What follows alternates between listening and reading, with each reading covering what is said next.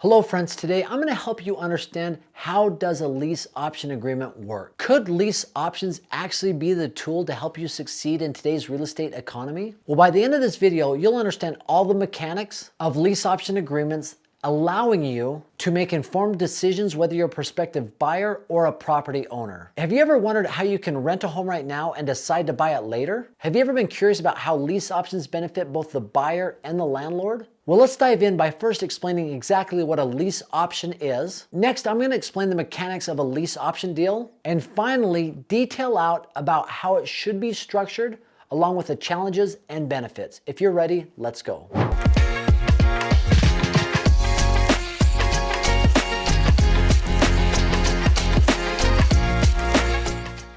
So let's say that you're looking to buy a home. How does a lease option really benefit you as the buyer? Well, it does a couple things. Number one, it allows you to lock in the price of a home while you live there for a certain period of time down the road. Because a lease option works just like a stock option, right? If you had the option to buy a stock, you pay upfront for that option to buy a stock at a certain price at a certain date down the road. And when that time comes up and you exercise that option, and let's say the price of that stock is much greater than the price you have locked in, you could turn around and buy that stock and then turn around the next day and sell it and make that difference. And a lease option on a home works the same way. You are paying upfront an option price to take this home off the market, to be able to buy it at that certain agreed upon price at a certain date down the road. And when that time comes up, you can exercise that option and buy that home at the price you agreed upon. But during that whole duration of the lease period, which is typically 12 to 36 months, you can test drive the home to make sure the area, the home, is everything you hoped that it was. And this strategy is also extremely beneficial for a buyer who wants to buy a home, but might not be able to have the credentials to get a traditional home loan, whether that's a down payment, whether it's a credit history, or if you're in any type of situation that maybe you can't qualify for a home loan. Believe it or not, I've actually been in this situation. It's challenging because as a business owner, one of the challenges is you don't want to show a ton of profitability from your business, right? You want to be able to write a bunch of stuff off so your income can look as low as possible, right? By doing so, you're going to pay a lot less in taxes. But when you show maybe a loss in your business or you show very low income in your business, the chances of you going out and getting a loan on a piece of property is significantly reduced because the bank is looking at that and saying, listen, you're not showing any income. Yeah, I can tell that you've made money in different places, but I can't prove it, right?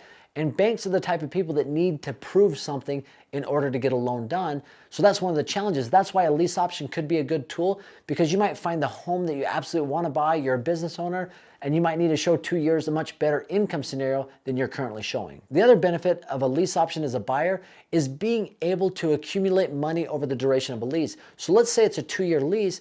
Now that money you pay, that option price you pay up front to buy that home at a certain date, at a certain price down the road, is going to be anywhere between 2 to 7% of the purchase price of the home. So if it's a $300,000 home and you put 5% down, 5% of $300,000 is $15,000. That $15,000 you pay right now can be utilized towards a down payment down the road. And your lease payment, let's say it's $2,500 a month and you've negotiated $200 a month of that payment to be utilized towards the down payment. $200 times 24 months is $4,800. So if you had $4,800 from the monthly rental payments you're making, plus the $15,000 option payment, you now have $20,000 you can utilize towards the down payment of your home. And even if you only needed 5%, you have more than enough money to put down on the home that you're going to buy. So that's another benefit to the buyer, is you can accumulate money over the duration of the lease to utilize towards your down payment. Now, looking at a lease option, I really do believe it's beneficial for both sides to understand the mindset of the buyer if you're the seller, and as the buyer, understand the mindset of the seller. So let's dive into that really quick. So from the seller's side, the reason they would engage in a lease option, it's a much easier selling process. Second thing for the seller is it actually locks in the purchase price. You know exactly what you're going to get for the home at the end of the lease. Another benefit from the seller, or the reason they might engage in this, is it attracts potential buyers that might be sitting on the sidelines and waiting. I mean, understand it is a rent-to-own strategy, so people are going to have to rent anyway. And if they could rent a place that they eventually want to live in and own, it's going to pull some people off the sidelines to be able to do that. The other benefit for the seller is they're looking at this and saying, listen, I'm going to get a pretty decent option price up front for somebody to buy my home at a certain date down the road. And regardless, whether they exercise and purchase your home or not, you keep that option money. And one last benefit, or just the mindset from the seller side, is typically somebody that is renting your home that plans to live there and make it their own, they're probably going to help in the maintenance cost or do some things to really spruce up the home and make it look nice. Now, from the buyer side, we talked a little bit, but obviously that rental money that goes towards the down payment, the option price going towards the down payment is a big benefit. You're building equity in the home because you're living there for 2 years, and typically real estate appreciates every year. Now, that's not always the case, but I know some scenarios in Utah when people were doing lease options like around COVID time, and they were in there for 2 years, and you guys know the story, right? Somebody had an option to buy it at a certain price in 2020 during COVID, and all of a sudden 2 years later, the price of that home skyrocketed.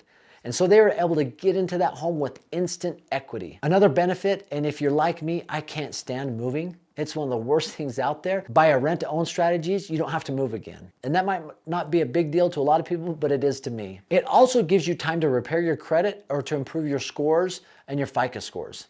Now let's run through an example so we fully understand how a lease option deal works. So you have the lease, right? The length, the duration, rights, responsibilities of both the tenant and the landlord. You've got the option fee, which is the pay up front to take the home off the market. You have the purchase price that is negotiated right now to be executed at a certain date down the road at the end of the lease. The rental amount every single month, what the tenant is going to pay and how much of that rent is going to go towards the down payment, which is the rent credit, right? So if the rental price is $2,500 a month, you're going to give a rent credit of $200 a month or whatever's negotiated to the buyer to utilize as part of their down payment. And here's some other things to consider when getting a lease option in place. You need to understand if there's going to be a home appraisal, if the purchase price is going to be contingent upon a home appraisal. That could work for either the buyer or the seller, depending on what the market's doing. You might want to consider who's responsible for maintenance and repairs. A lot of times that is negotiated up front in a lease option deal. And finally, who's responsible for the taxes and insurance.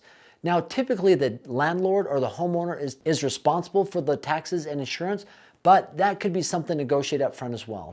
Now, these are some things that I've seen that have helped lease options really work, and I'd be interested in your feedback. What have you seen work really well when it comes to lease options and lease option deals and structuring them the right way? Please comment below. Let's engage in a dialogue.